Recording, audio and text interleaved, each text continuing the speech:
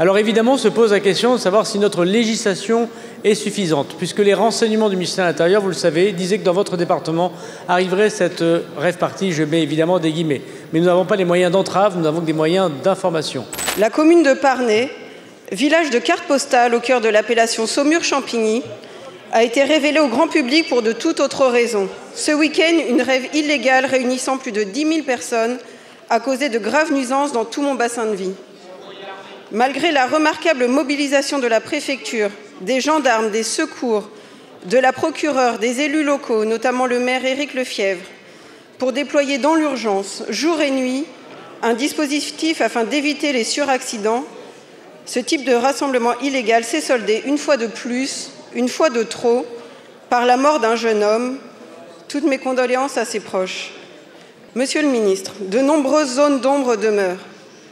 Quels sont les moyens de prévention, notamment de renseignement, qui portent la responsabilité en l'absence d'organisateurs? Quelle réparation pour les victimes, propriétaires, communes, riverains, pour l'environnement? Merci d'avoir rendu hommage aux policiers, aux gendarmes, aux préfets qui ont organisé, vous le savez, un centre de secours alors que cette manifestation était interdite et illégale. Et ce sont des évacuations sanitaires et des sapeurs-pompiers, des gendarmes, des agents de préfecture qui ont organisé le mieux possible, si j'ose dire, des personnes qui étaient parfois sous alcoolémie, sous stup ou sous les deux, avec un décès, vous l'avez dit, d'un jeune homme dont je voudrais évidemment m'associer aux condoléances à sa famille, de façon tout à fait irresponsable de la part des organisateurs, à la fois parce que c'est illégal, mais aussi parce que c'était amateur et violent. Plus de 5 000 amendes ont été dressées, qui représentent plus de 700 000 €, et elles seront payées, ces amendes, je peux vous l'assurer, en lien avec la Direction générale des finances publiques.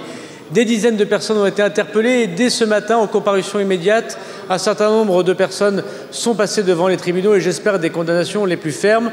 Le matériel a été saisi, vous le savez, des organisateurs, et notamment les violences commises contre les gendarmes et aussi la manifestation illégale organisée. Ce sont des réponses pénales fortes que nous espérons de la justice, puisque c'est le procureur de la République lui-même qui a donné ordre aux policiers, aux gendarmes en l'occurrence, d'intervenir pour faire ces saisies. Alors évidemment, se pose la question de savoir si notre législation est suffisante, puisque les renseignements du ministère de l'Intérieur, vous le savez, disaient que dans votre département arriverait cette rave-party, je mets évidemment des guillemets. Mais nous n'avons pas les moyens d'entrave, nous n'avons que des moyens d'information. Peut-être que le Parlement devrait évoquer et se saisir.